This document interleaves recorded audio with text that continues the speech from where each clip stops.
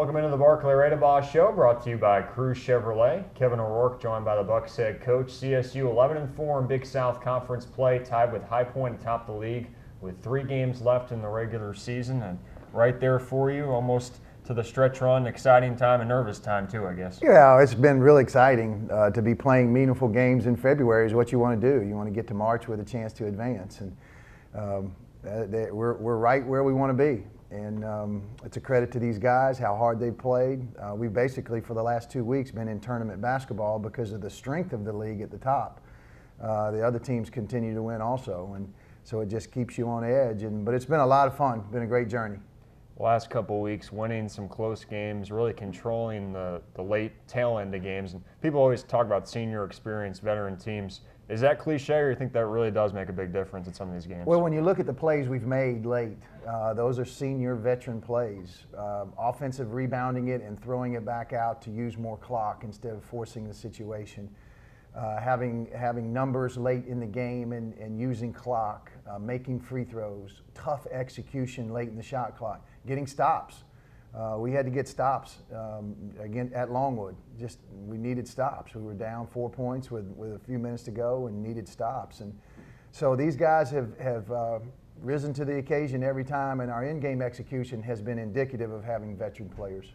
Bucs have won 4 straight games. We take a look at 3 games in today's show, starting with the game against Coastal Carolina last week here at the Buck Dome. Close game throughout the first 30 minutes. Really, I think it was 20 lead changes, 11 ties, and seems like you guys play more than twice a year. I guess when you're so familiar with the team, you expect the game to be like it was, especially in the first half. Yeah, just a packed house, great energy. We've had unbelievable crowds. Paul got us off to a great start. Scored the first 6 points of the game and really settled us down. And another veteran play. There's 3 buckets in a row by Paul, and just calmed our team down and got us into the game well. 33-32 is the score at halftime in favor of CSU. When teams know each other so well, the first half was kind of a weird pace of play, kind of a weird feel to the game. I guess you kind of expect that sometimes when you've seen someone as much as you've seen Coastal. You're right. It was really odd to see both teams play at that pace, and we were just, I guess, feeling each other out and just seeing what we were going to be about that game. And certainly Coastal played well. They're a very good team. They've won 5 out of 6, and it was a battle. It was a real battle, and Coastal will be a team that will be around for the long haul, both in the tournament and in the regular season. Will Saunders with a 3 there off the steal by Arlon Harper. Arlon didn't score the ball in this game, but he really played an excellent all-around game. He sure did. Arlon is so valuable. You don't realize how good Arlon is until he's not in there anymore. And when we have him on the bench, just how many things he does other than score the ball that help us win. Charleston Southern came into this game 8-4. Bucs had gone to Radford, beat them on the road. The game before, Son Emily there finds Will Saunders, and when Will's trailing that play kind of on that secondary break, Sa really has a knack for finding them. Well, it really spaces the floor. It does 2 things. It gets Will's shots, but it also creates space for Sa and Arlon and the guys to really maneuver to the rim. Another great shot there by Will. When he gets hot, it really helps us. Really helps us. Good play there by Wilson. Their guards are so big and strong. They're really difficult to defend. Badu Jang can't hit there, but Freeman, the player who's given Coastal a lift off the bench of late, gets the bucket. 1-point game at halftime in favor of CSU. Continue to go back and forth early in the second half, but much better offensively in the second half. Season high for a half, in fact, 64% from the floor after halftime. Really played well offensively. Well, our guys have the ability to do that, and I love the way we share the ball, and you can see we're executing real well offensively. And when people choose to play us the way that Coastal chose to play us, with isolating or denying a number of our players, it opens up a lot of driving opportunities. We really like when people play us that way. Aaron Wheeler had 15 points, 11 in the second half. Son Emily got hot as well, 20 of his 24 after halftime, and just time and time again, he's been a special player in his career, but this last half of this season has been pretty special from Sa. He's been the best. He's been the most productive player in the country, is the only way you can say it. You can't show me another player in the country that has put up the points, assists, and given the leadership that he has across the country in all of Division I. He's been the most productive player. Sa hit 5 threes in the second half of this game and just really took over at times. Aaron Wheeler, some big plays as well. when Aaron's able to score and finish inside, we know he can get inside. He's done a better job of finishing lately. He really has, and he's been such a valuable player for us, and we really needed to recruit well in that position, and Aaron has been everything we hoped he would be. Siobhan Wiggins keeps Coastal in the game there with a three-pointer. Big play here off a missed free throw. Will Saunders with the offensive rebound. Doesn't fit the profile of a guy who averages 6 rebounds a night, but kind of finds his ways to get in there. He sure does. He's what we call a running rebounder, and he's going to do a good job of rebounding, not using his size, but using his quickness. Aaron Wheeler helps put the exclamation point Excuse me. on the victory there as the Bucks are able to pull away down the stretch, really controlled the last 10 minutes of the game. Saunders 3 puts you up 15 there, an 11-point win, and a big win over a good Coastal Carolina team that you had lost 3 close ones 2 in a row before that. Yeah, really great win, great for our momentum, great for our home crowd, great to see our students and the Bug Nation out in massive numbers, and it was just a great night for CSU. Charleston Southern able to beat Coastal Carolina 83-72, the final in that one. Bucks went on the road to the state of Virginia for a 3rd straight weekend, getting well acquainted with the state of Virginia, able to beat Longwood. And we'll take a look at some highlights from that game after this. You're watching the Barclay Radebaugh Show, brought to you by Cruise Chevrolet.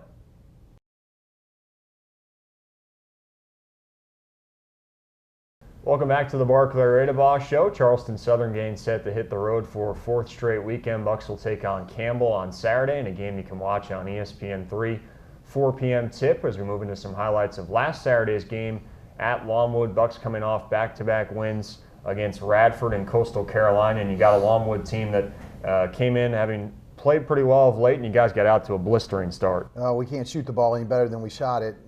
I don't know the exact statistics, but we had to be shooting 70 or 80% through the first 10 minutes, and great way for our guys to respond on the road. Very difficult to play on the road regardless of the opponent, and we have a lot of respect for Jason G. and the Longwood community and the Longwood basketball team, and they're doing a good job of building that basketball program up there. Arlon Harper red hot at the start. Son Emily finds him in transition there. He had 11 of your first 13 in the opening 3.5 minutes or so. Bucks hit 12 of their first 17 shots, 5 of their first 7 threes. Aaron Wheeler with the 3-point play there. You're just clicking on all cylinders those first 8 minutes or so. Yeah, when we shoot it like that, we're really tough, and we knew this was going to be a tough game.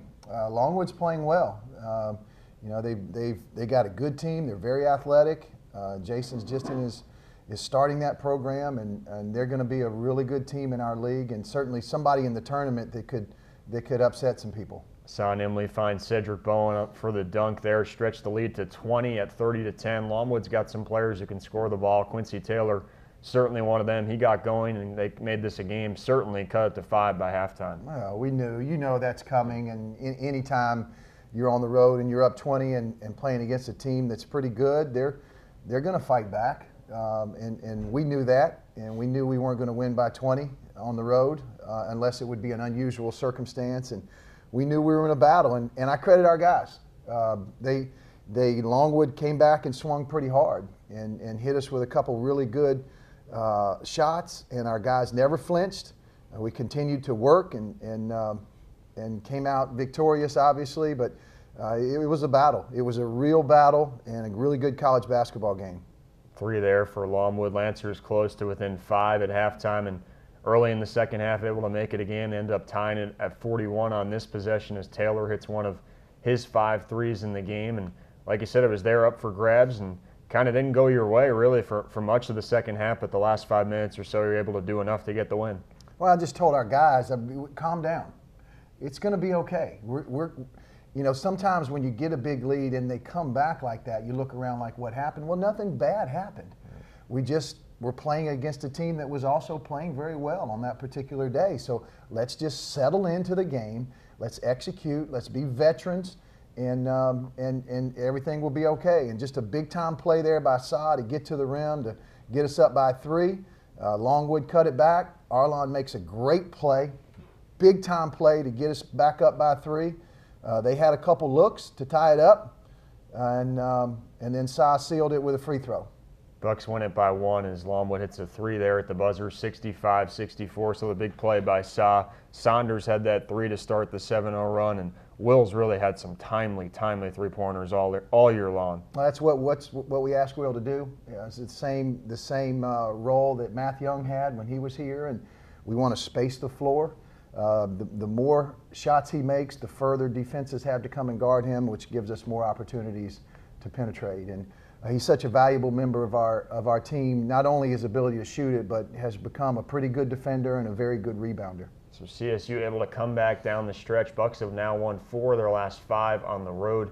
Again, they have to Campbell this Saturday. First, we'll come back, take a look at some highlights from this past Wednesday's game against Presbyterian. You're watching the Barclay Radebaugh Show, brought to you by Cruz Chevrolet.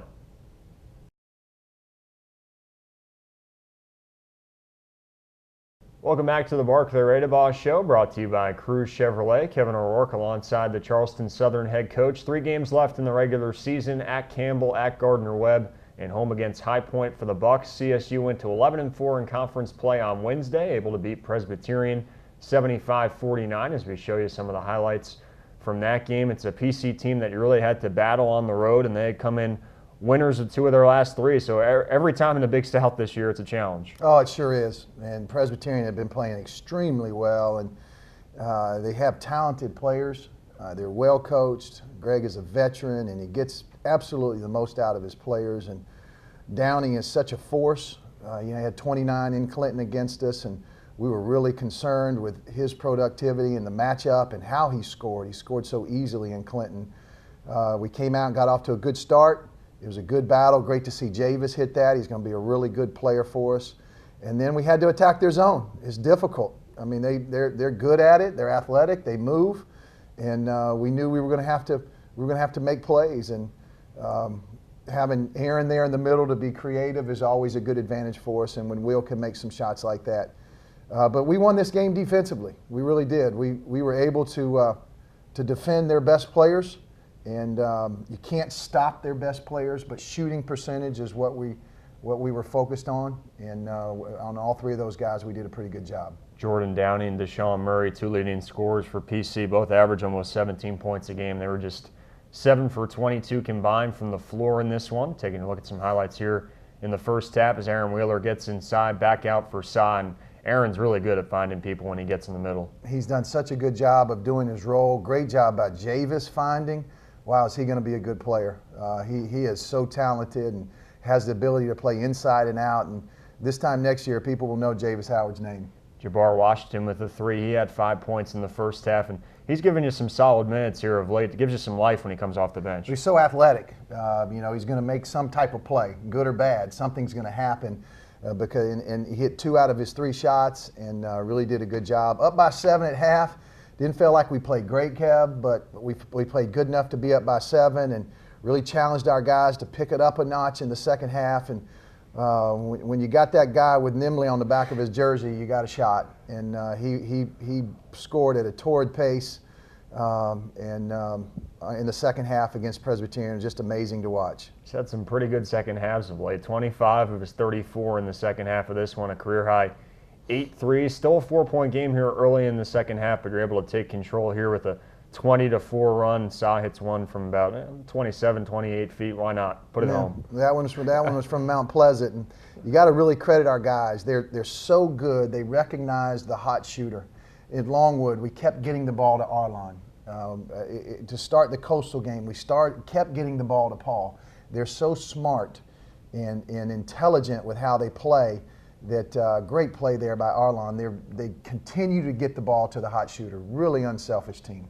Harper with the finish on the break there as the Bucks break open the game here. Will Saunders in transition, able to get it to go, and you guys really put the foot down in the second half, and that has to really please you as a coach. Yeah, it's just great to see them play like that, and great follow shot by Cedric. That was very difficult. He had to stay in the air until the ball got all the way off the rim.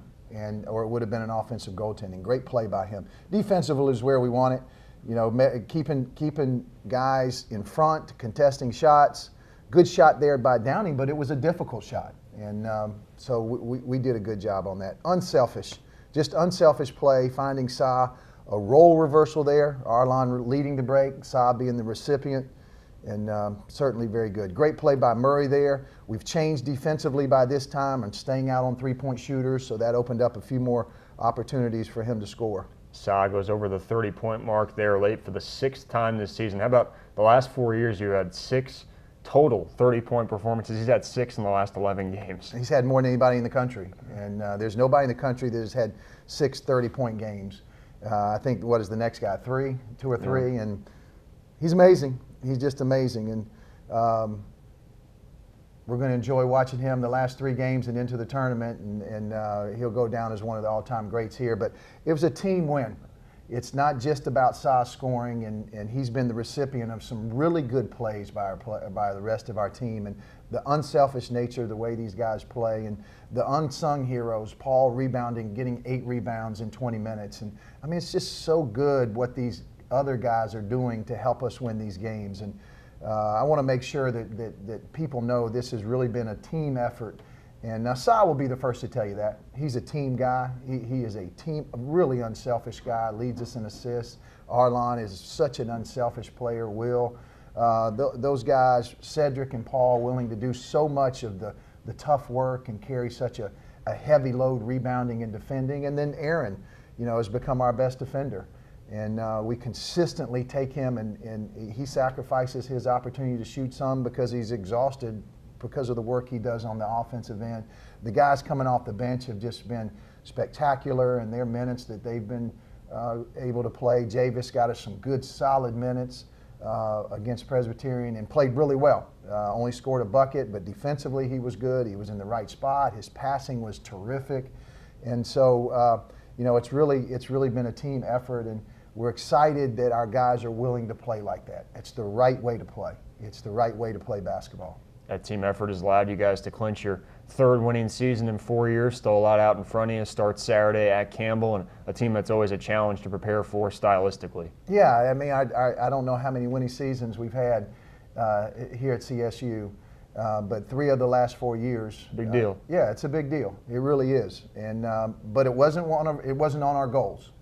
A winning season was not one of our goals, and so all of our goals are still ahead of us. And we have loftier goals than that, and we want our guys to think a little bit beyond that, and hopefully we can get beyond celebrating winning seasons here with our basketball program, and we want that to be the norm. We're thankful for it. We're very thankful for it, and the hard work, particularly in a league that has been so demanding to be 11-4 right now, and then our non-conference schedule being incredibly difficult. And the road games that we have to play are just at the venues and the tough teams. And so we're thankful for it, but our goals are a little bit more lofty than that, and we hope we can accomplish those goals. Campbell here was a real tough one, went down to the wire the first time around, and with that matchup zone and the Princeton offense, always a tough game there. They're good. I mean, Campbell's good, and their personnel is good, their coaching is good. They haven't had as much success as they would like, but they're one of the teams that can get hot late. We know that. They're so well coached and so athletic that they could reel off 5 or 6 in a row here, and nobody in our league would be surprised. So we know we're in for a tough battle. We got to get there. We got to get a good practice on their court, and hopefully Saturday come out and play our best game. We got to play our A game. We know that. Bucks head up to Bowie's Creek again, a game you can watch on ESPN3, 4 o'clock tip on Saturday. 2 more games after that at Gardner-Webb Thursday. High Point here to end the regular season a week from tomorrow. For Barclay Radebaugh, my name is Kevin O'Rourke. Thanks for watching the Barclay Radebaugh Show, sponsored by Cruise Chevrolet.